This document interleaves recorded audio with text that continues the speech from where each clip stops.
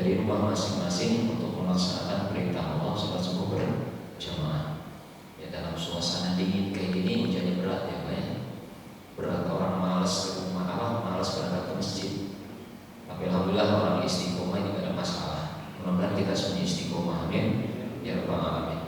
Salam dan salam tak lupa kita sampaikan kepada junjungan kita semuanya Nabi kita Muhammad sallallahu alaihi wasallam. Melanjutkan kajian masuk al-maqalah at-tasi'ah, maqalah yang ke-9. Bismillahirrahmanirrahim. Qala al-mu'allif rahimahullahu ta'ala wa qala ba'dul hukama. Dan dikatakan oleh sebagian ahli hikmah, asyratu khisalin yubghiduha Allah subhanahu wa ta'ala min asyrati anfusin. Ada 10 sifat, ada 10 perkara yang amat dibenci oleh Allah min asyrati anfusin, dari 10 golongan manusia. Jadi ada 10 golongan manusia yang punya sifat, dan sifat ini Allah benci gitu maksudnya. Ada 10 sifat, ada 10 karakter, ada 10 watak yang Allah benci dari 10 golongan manusia. Yuk kita bahas satu-satu. Yang pertama al-bukhlu minal aghniya. Al-bukhlu minal aghniya, yaitu bakhilnya orang-orang kaya. Jadi bakhil ini adalah salah satu sifat yang paling Allah benci, karena bertentangan dengan sifat Allah. Kalau sifat Allah pemurah, ya, raufun, pemurah. Allah itu kalau orang sudah bilang pemberehan itu apa? Jor-joran. Apalagi berkaitan urusan materi dunia, jangankan kepada orang beriman, orang kafir pun dikasih. Betul apa? Urusan apa? Urusan dunia, gitu. Nah, kalau bakhil di sini kan identik dengan apa? Urusan dunia, duit, rezeki, gitu kan? Urusan dengan dunia.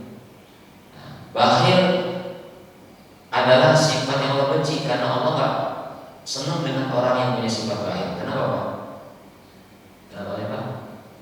Katakanlah ya, ada orang dikasih rezeki berlimpah, ya, tanda kutip nih, dikasih rezeki. Berarti harta yang dia punya siapa? Sebetulnya punya Allah, makanya bukan punya dia sebetulnya. Walaupun secara syariat dia ikhtiar, ya, secara syariat dia yang usaha, iya.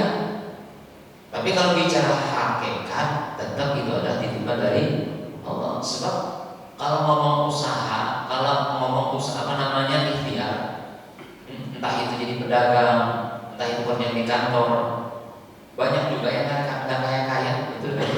Ada orang yang kerja banting tulang prasmanan nggak kaya-kaya, gitu-gitu aja hidupnya, miskin. Berarti capeknya orang dalam kerja, berjam-jamnya orang kerja, nggak jamin orang punya duit harta banyak. Tapi ada orang yang kelihatannya santai aja, tapi duitnya banyak. Nah, berarti apa? Rizki Allah ini sesuatu yang tidak bisa kita duga-duga. Ada orang yang sepertinya, Ustaz, saya kerja nih 8 jam, saya tambah lagi liburan, saya tambah lagi jadi ojol, saya tambah lagi bisnis sampingan. Dilihat nih, gitu-gitu aja hidupnya gak berubah. Berarti rezeki itu punya siapa? Punya Allah, bukan pekerjaan dia sebetulnya.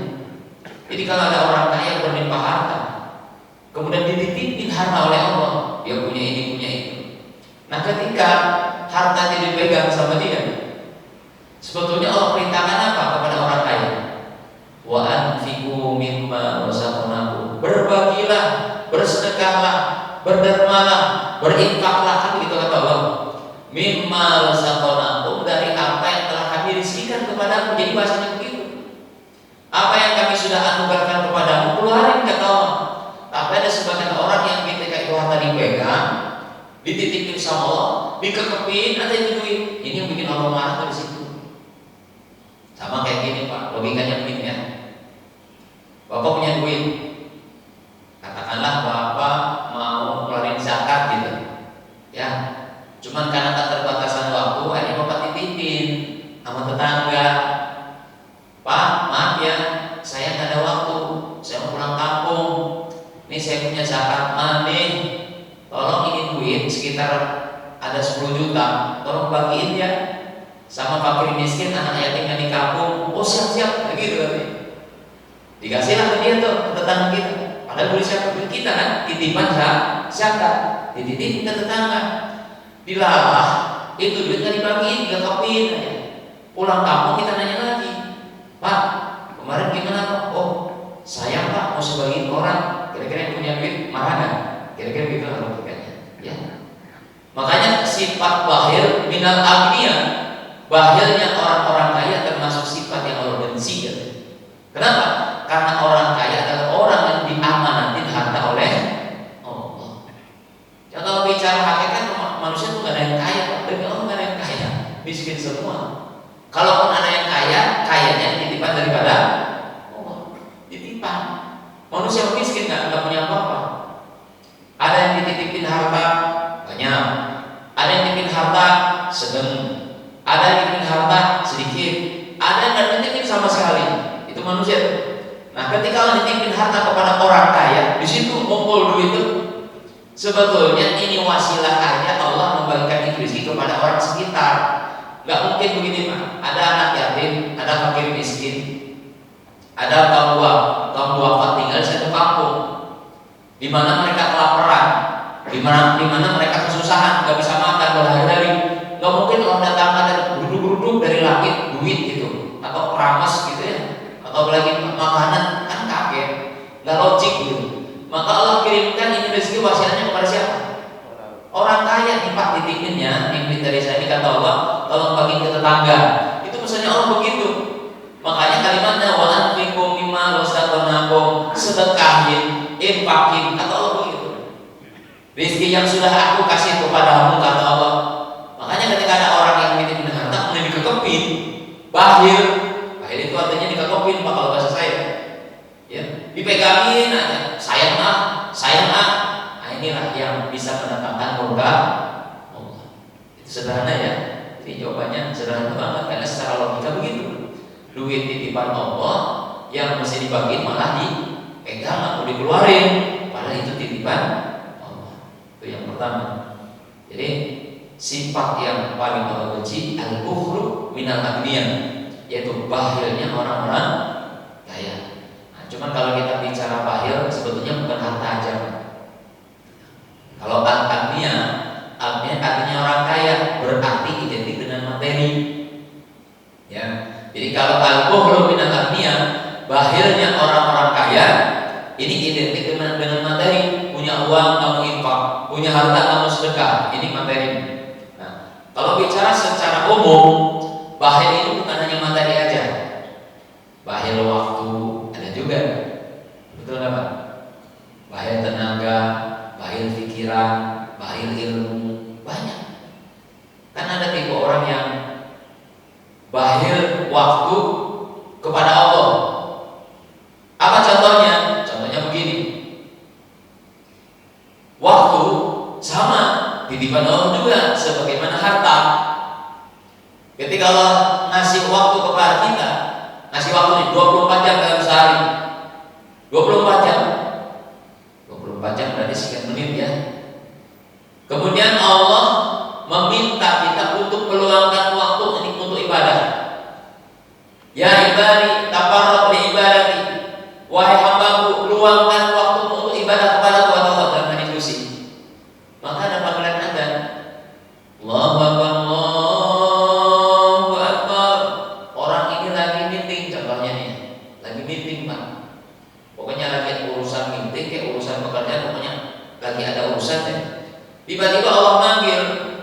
Sebetulnya ketika Allah manggil dengan suara adzan, Allah sebetulnya sedang minta, ayo pulang, aku minta waktumu 10 menit aja, ayo sumpah aku, kata Allah.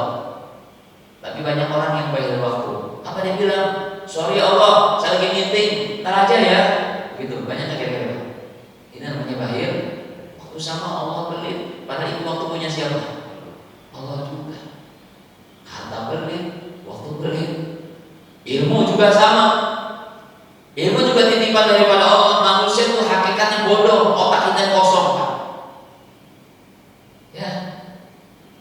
Pengen tahu kita bodoh, lihat anak ketika baru lahir, dia belum punya wawasan apa-apa. Borojo, oe, nangis, oe, dia belum punya pengetahuan, belum bisa bahasa Inggris, belum bisa rumus matematika, belum bisa rumus fisika, belum ngerti, masih kosong. Hanya proses waktu dia belajar tahu. Tapi hakikatnya manusia itu kosong, nggak punya ilmu. Jadi ketika manusia sekarang otaknya berisi dengan ilmu, wawasan, keilmuan intelektual, hakikatnya itu yang ditimpan dari Allah. Tapi ada orang pintar bahir ilmu. Pak, saya minta saran ini Pak, kenapa ya kok bisa begini? Saya ada problem nih. Nanya kan enak aja, gua kan kuliah mahal tahu, bayar berani berapa itu? Nah ini juga namanya bayar. Ya, padahal masya Allah, ilmu titipan siapa? Allah juga. Jadi kalau bicara bahaya sebenarnya bukan materi aja ya, bahaya waktu, bahaya ilmu dan sebagainya. Nah intinya kebahayan itu adalah sifat yang dibenci oleh Allah. Terlebih lagi bahayanya orang kaya. Kenapa? Karena dia menyembunyikan hak fakir miskin, menyembunyikan atau menyimpan haknya orang-orang yang memang sebetulnya punya hak untuk itu harta. Makanya ada istilah mustahik. Kalau kita bayar zakat itu kan ada istilah mustahik. Nah, orang mengeluarkan zakat, muzaki namanya, orang mengeluarkan zakat. Nah, setelah orang zakat, di bagian kepada siapa? Mustahik. Mustahik itu artinya orang yang berhak terima zakat.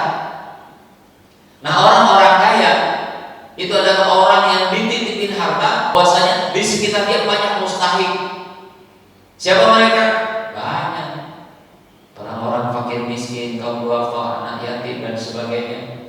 Musyawarah pesantren yang mungkin butuh bantuan, itu mereka mustahik.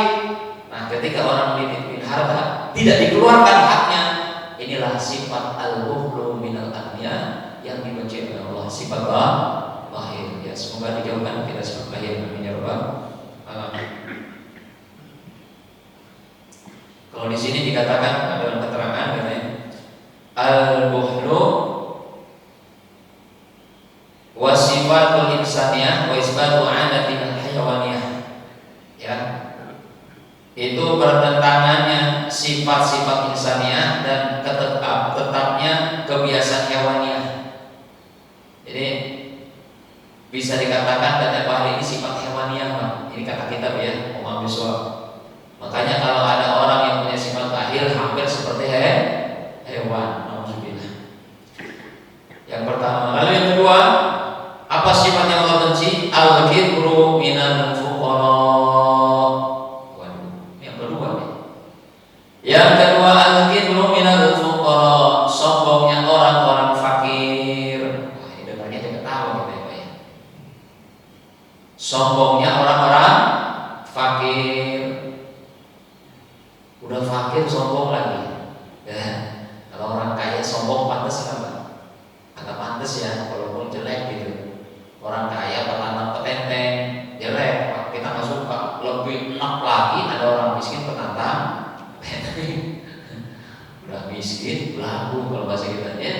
Udah miskin, sombong lagi. Siapa gitunya? Kira-kira begitu. Nah, al-kibru minal fuqara, sombongnya orang-orang fakir. Apa yang disombongin orang fakir? Nah, kalau ngomong fakir, fuqara, fakir ini bukan hanya identik fakir harta. Ya. Kalau bicara kefakiran, kita sebetulnya fakir. Gak ada orang kaya manusia nggak ada. Ada orang kaya hartanya titipan daripada Allah. Karena manusia hakikatnya semuanya fakir. Fakir harta, fakir ilmu, fakir wawasan, fakir amal, fakir kita nggak punya apa-apa. Kita nih semuanya fakir. Sebagaimana bayi tadi, bayi lahir polos, dia nggak punya ilmu, polos, nggak punya harta. Coba kau perhatikan. Ketika bayi lahir, telanjang ya, telanjang kan? Nah, Bapak ingat, Bapak lupa lah kalau lahiran. Lihat anak kita waktu lahiran. Ketika keluar dari rahim istri, brojol gitu ya, keluar, menangis dia. Lihat fisiknya, telanjang demi Allah. Bapak pernah lihat ada yang bayi lahir langsung pakai training gitu, atau pakai jas, ada pakai dasi, mentang-mentang anak Ustaz Kiai pakai imamah gitu, pakai sorban, nggak ada. Semua bayi terlahir dalam keadaan telan. Ini menunjukkan inilah manusia di awal kejadian. Kita fakir, nggak punya apa-apa. Kalaupun sekarang bapak punya pakaian, pakai celana, ya pakai apa lagi pak? Pakai kendaraan, punya rumah, punya perhiasan, itu hanya aksesoris sesaat saja, titipan sebentar saja. Nanti pada masanya kematian datang, kembali kita fakir sebagaimana kita lahir, telanjang pula, hanya kain kafan yang menutupi jasad. Betul kan? Jadi kalau ngomong kefakiran, kita ini fakir. Nah, Allah benci sama orang fakir tapi sombong. Sebetulnya kita fakir. Maknanya Pak, maknanya apa yang kita sombongin? Orang kaya, kamu disombong apa? Hartamu, sebetulnya hartamu kata Allah. Orang pintar, kamu sombong apa? Kepintaranmu itu dari aku kata Allah. Betul nggak Pak? Orang yang sehat, badannya gede, binara Allah, ototnya otot besi, kira-kira begitu ya. Badannya udah kayak hulek. Apa yang kamu sombongkan? Sehat dari aku kata Allah. Jadi apa yang kita punya? Nggak ada. Makanya kalau ada manusia petantang, ya merasa ini, merasa itu, kita tuh fakir. Makanya Allah bilang, di sini bilang Allah benci kepada orang yang sombong, yang sebetulnya dia adalah fakir. Kita difakir Pak. Jadi sekali lagi fakir bukan berarti orang tetangga kita yang punya duit, tetangga kita yang punya rumah, tetangga kita yang punya penghasilan, lantas petenteng, bukan itu aja, termasuk kita juga fakir. Ya. Jadi yang Allah benci adalah al-kibru minal fuqara, sombongnya orang-orang fakir. Ya. Artinya gini Pak, artinya apa yang kita sombongin? Kok kita nggak punya apa-apa? Ya. Sekarang kalau kita punya sesuatu, sekali lagi Pak, kalaupun kita punya sesuatu itu pun sementara kita nikmati. Ada yang merasa punya rumah, Pak, demi Allah rumah Bapak itu sebetulnya bukan rumah Bapak. Ya, itu hanya titipan Allah yang kalau kita mati akan berpindah tangan menjadi warisan, punya anak, betul kan? Nanti anak kita tinggal di rumah kita, dia mati, ganti lagi turun ke cucu kita. Jadi manusia itu gak punya apa-apa, titipan doang. Yang pada akhirnya nanti, pada saatnya nanti Allah berkenan, Allah hancurkan itu rumah sehancur-hancurnya. Jadi kalau Bapak pengen lihat hakikat dunia, ya nanti lihat pada saat akhir cerita dunia, yaitu ketika terjadi hari kiamat, hancur semuanya, rata. Tidak ada bangunan, tidak ada gedung, tidak ada hotel, tidak ada apartemen, semuanya hancur. Itulah dunia yang awalnya tidak ada dan akhirnya pun tidak ada. Seperti kita juga. 100 tahun yang lalu kita nggak ada, 100 tahun yang datang kita juga nggak ada. Itulah kita, ya. Makanya berbicara hakikat kita ini seperti itu. Apa yang kita sombongkan? Nggak ada, ya Pak. Baik, itu yang kedua. Al-kibru minal fuqara. Allah benci sifat sombong daripada orang-orang fakir. Ini ada keterangan An Abi Hurairah radhiyallahu anhu anna Rasulullah sallallahu alaihi wasallam idza qala ar-rajulu halakan nasu fa huwa ahlakuhum. Apabila ada seorang berkata halakan nas, celaka itu manusia, atau hancurlah itu manusia, fa huwa ahlakuhum, maka dia adalah orang yang paling rusak. Nah, ini sebetulnya berkaitan dengan kata-kata ya Pak ya. Kata-kata orang sombong itu selalu mencaci maki, selalu mencela. Maka sebetulnya ketika ada orang mencaci maki orang lain, merendahkan orang lain, maka hakikatnya dialah orang yang rendah. Gitu. Yang ketiga, Wattaba'u minal ulama. Sifat yang ketiga yang Allah benci adalah tamaknya alim ulama. Tamak. Tamak ini artinya tamak. Tamak apa? Tamak harta. Yang dibilang mah gak pantas gitu kan. ulama atau alim, kalau bahasa kitanya mungkin ustaz, mungkin kiai, mungkin ajana, mungkin habaib. Ya. Ini adalah orang-orang pilihan Allah yang Allah titipin ilmu agama. Orang-orang yang dititipin kepahaman tentang Quran, tentang hadis Nabi, tentang hakikat akhirat dan sebagainya, itu ulama. Orang-orang dikasih kepahaman mana sesuatu yang fana, mana sesuatu yang kekal, itu ulama dikasih kepahaman karena dia ngerti Quran hadis, dia ngerti ilmu agama. Tapi jika ada ulama yang tamak, tamak ini artinya cinta dunia. Mohon maaf, tamak ini artinya serakah. Jadi kalau ada ulama yang punya sifat serakah, serakah kepada sifat materi, maka ini ulama termasuk orang yang dibenci oleh Allah. Nauzubillah min dzalik. Tapi ini fenomena tentang ulama-ulama yang tamak ini kan memang sudah Nabi sampaikan ya 15 abad yang lalu. Dan ini kata Rasulullah menjadi bagian dari fitnah akhir zaman. Fitnah akhir zaman. Apa diantaranya? Kata Rasulullah akan datang ulama-ulama ulama-ulama ahli dunia. Siapa ulama siapa ulama ahli dunia? Adalah mereka yang menjual ayat untuk kepentingan dunia. Banyak kan sekarang Pak? Banyak. Nabi udah kasih tahu. Jadi kalau sekarang Bapak nemu model kayak gitu jangan kaget. Nabi udah kasih tahu. Nanti akan datang kata Nabi, ya umat di tengah umat di mana ada orang yang berlabel ulama tapi mereka cinta dunia. Ya ulama tadi Pak, mereka paham agama, mereka paham hukum, tapi mereka gunakan paham agama itu untuk kepentingan duniawi, mendapatkan jabatan, nauzubillah ya, untuk jual beli fatwa. Jual beli fatwa itu begini Pak kira-kiranya. Ada pengusahanya ini punya pabrik miras lah kayak gitu ya. Ayo saya tanya Pak, miras ini atau minuman khamr, minuman keras, ini secara hukum halal apa haram? Ayo kita orang awam jawab deh. Hukumnya apa? Halal apa haram? Haram kan? Orang umum aja paham ya, bahwasanya khamr itu haram. Tapi pengusaha dia ingin mencari legalitas hukum gitu. Ya, gimana caranya supaya mirasnya laku, dijual ke publik laku, ya konsumen juga banyak, maka dia cari alat legalitas. Gimana caranya? Manfaatin ulama setempat. Karena di sini kebanyakan orang Islam, didekatinlah ulama. Pak Kiai, Pak Ustaz, ini saya punya pabrik nih. Pabriknya si pabrik miras Pak. Nih Pak Ustaz saya kasih deh, pakai saya kasih deh 10 miliar. Atau Bapak mendapatkan saham kira-kira ya sekian persen perusahaan ini, berarti Bapak akan mendapatkan keuntungan per bulan atau per tahun sekian miliar. Tapi dengan catatan bikinin dong fatwa yang menyatakan miras ini model ini nggak apa-apa halal. Nah kira-kira begitu ya Pak. Ini kalau ulama yang cinta dunia jebol nggak kira-kira?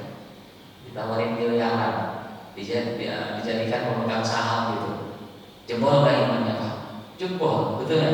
Kalau ada ulama yang mengiyakan permintaan model begini, ini namanya at-tama minal ulama, serakah dalam urusan dunia. Nauzubillah min dzalik. Kalau kita ketemu yang gitu gimana? Kalau kita ketemu model begitu gimana? Kata Nabi tinggalkan sejauh-jauhnya, karena model begini adalah ulama yang bisa menyesatkan umat. Nauzubillah.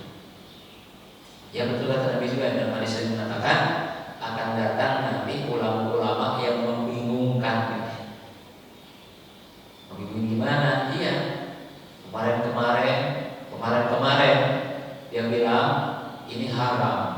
Mengucapkan Allah itu haram. Udah jadi pejabat jadi halal. Bingung gak kira-kira Pak? Kok bisa begitu dia? Jadi kok bisa berubah ya? Waktu kemarin belum menjabat katanya haram, sekarang udah menjabat jadi halal. Kira-kira jadi umat kita jadi umat yang orang awam bingung gak kira-kira? Bingung kan? Nabi udah begitu. Akan datang nanti suatu zaman di mana ada ulama yang membingungkan umat. Itu yang ketiga. Lalu yang keempat, waqillatul hayat minan nisa. Sifat sifat yang keempat yang dibenci oleh Allah apa tuh? Yaitu minimnya rasa malu dari kaum wanita. Wah, ini udah ya budaya sekarang Pak, kita lihat, Masya Allah. Wanita itu kan identik dengan makhluk yang rasa malunya tinggi, betul kan? Ya, harusnya kan begitu. Wanita ini adalah makhluk yang memang Allah berikan rasa malu yang tinggi. Malu luar biasa daripada laki-laki. Tapi akan terjadi zaman sekarang pun sudah terjadi, di mana wanita nggak punya rasa malu. Harusnya kan begini Pak, kira-kira ya. Dalam urusan jodoh aja, kira-kira ya. Biasanya kan laki-laki yang jadi jodoh, betul kan? Laki-laki yang jadi calon istri. Sekarang lain Pak. Sekarang itu perempuan yang nyosor laki-lakinya, betul ya? Kalau nyosor Pak, ngejar bahasanya. Kalau dulu kan wanita kan kayaknya punya karisma, punya wibawa, dia tahan diri, itu punya harga diri. Ya, laki-laki yang datang ke dia, datang ke orang tuanya, minta dinikahi dan semuanya. Sekarang lain, perempuan yang nyosor lagi. Bahkan sekarang tingkat rasa malu perempuan hilang dibanding dengan laki-laki. Di sini dikatakan ya dalam hadis Nabi Muhammad. Ruya anna qala Nabi sallallahu alaihi wasallam, "Man lam yakun lahu haya'un fala dina lahu." Barang siapa yang tidak memiliki rasa malu sedikit pun di dalam hatinya, fala dina lahu, maka hakikatnya dia tidak memiliki agama sedikit pun.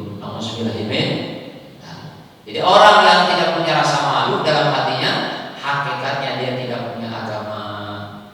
Walaupun secara statusnya dia punya agama Islam gitu, tapi kalau dia tidak punya rasa malu, hakikatnya dia tidak punya agama. Wa man lam yakun lahu haya'un fid dunya lam yadkhulul jannah. Dan barang siapa tidak punya rasa malu di dunia, maka dia tidak akan dimasukkan ke dalam surga riwayat Imam Ad-Dailami. Itu ya. Nah, rasa malu sekarang ini Pak menjadi sesuatu yang mahal ya Pak. Bukan wanita aja deh, kalau kita bicara secara umum, manusia pada umumnya saat ini sudah hilang rasa malu. Jadi kurang malunya udah hilang. Ya, zina di mana-mana bebas tanpa rasa malu. Bahkan ajib perzinahan, sesuatu yang tidak boleh dilihat, malah sekarang diupload, betul kan? Malah sekarang diekspos dengan bangganya gitu. Ya, ada orang pacaran, kita lihat kalau kita lihat di infotainment, acara-acara TV, ya infotainment yang ada di TV itu, ketika ada wawancara selebritis, Bapak perhatiin ya.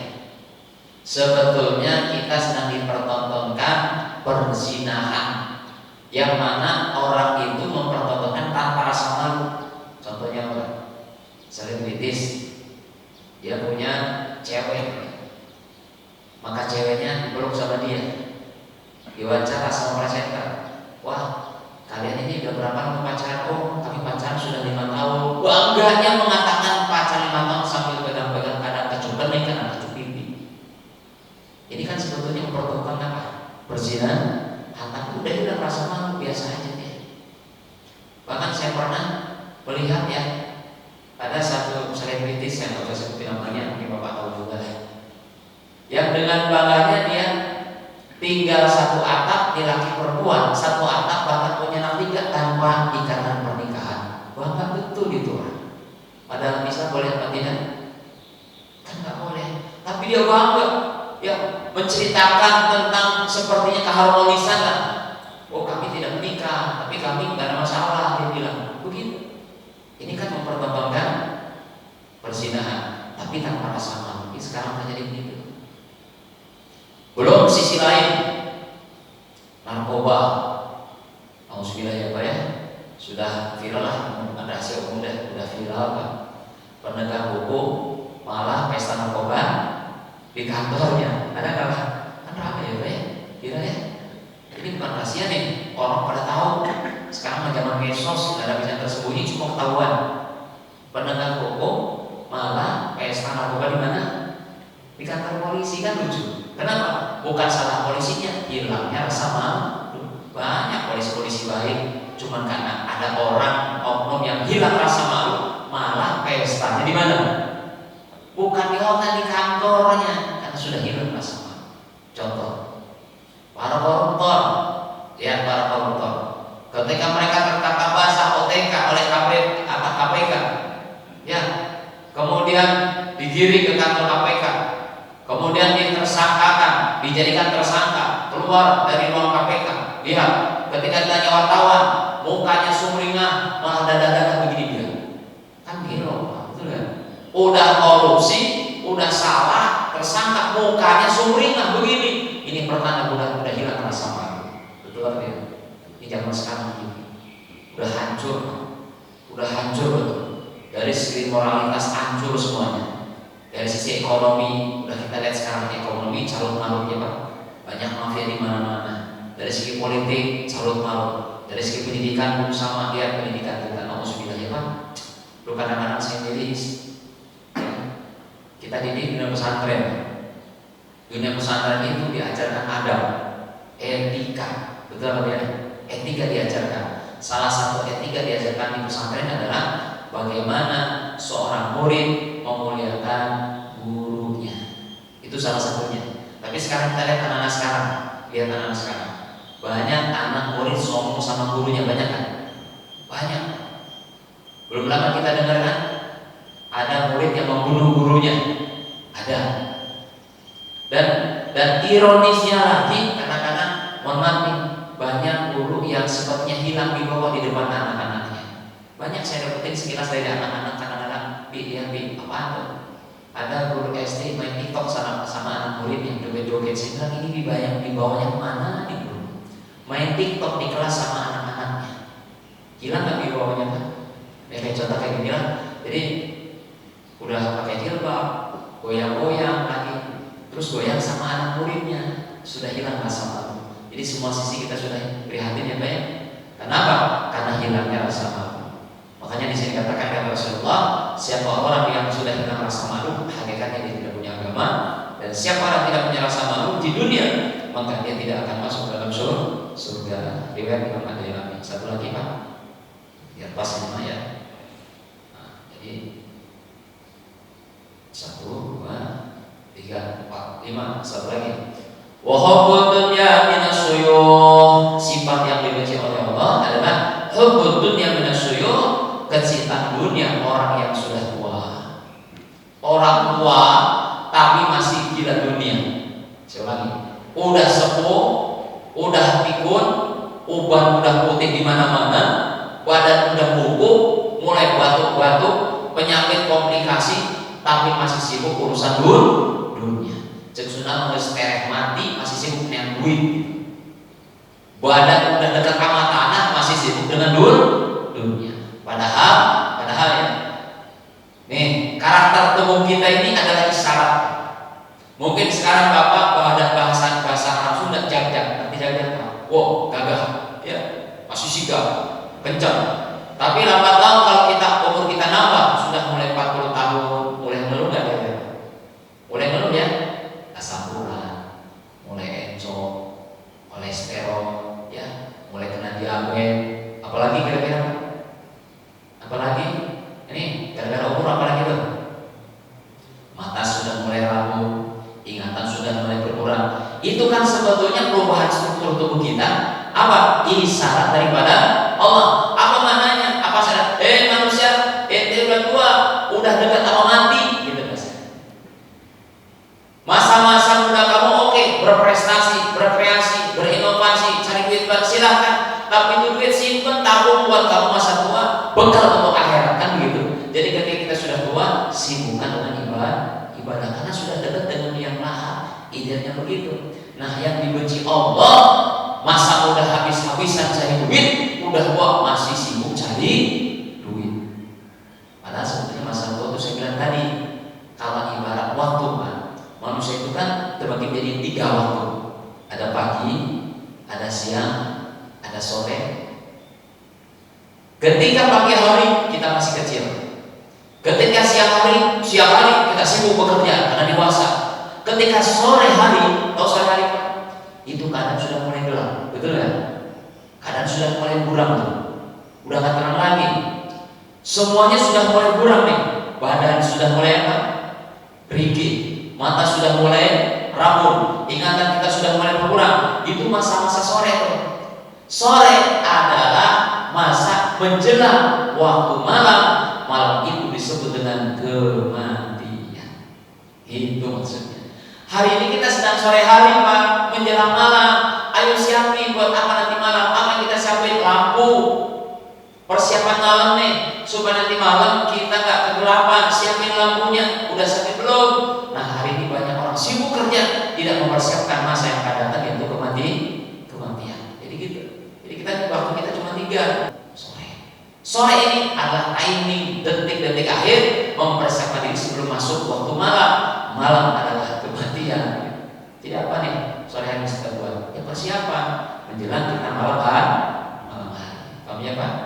Jadi Nabi bilang begitu. Orang yang dibenci Allah sifatnya adalah orang yang masih cinta dunia sementara sudah tua. Ahok betulnya menasyuyuh, cinta dunianya orang yang sudah sepuh. Ya, tapi bukan berarti apa ya? Bukan berarti berarti tua kalau bisnis bosan. Boleh. Tapi sekali lagi orientasi bisnisnya untuk persiapan akhirat. Jangan sibuk dunia toh, ibadah lupa, sholat lewat, zikir boro-boro. Yang dimaksud sini adalah suyuh orang-orang tua yang terlalu sibuk urusan dunia tapi melalaikan kepentingan akhirat. Baik, itu saja ya. Mudah-mudahan manfaatnya. Insyaallah kita lanjutkan 5 poin ke depan di video yang akan datang. Kita tutup dengan doa majlis. Subhanallah bihamdika asyhadu an la ilaha illa anta astaghfiruka wa atubu ilaik. Assalamualaikum warahmatullahi wabarakatuh.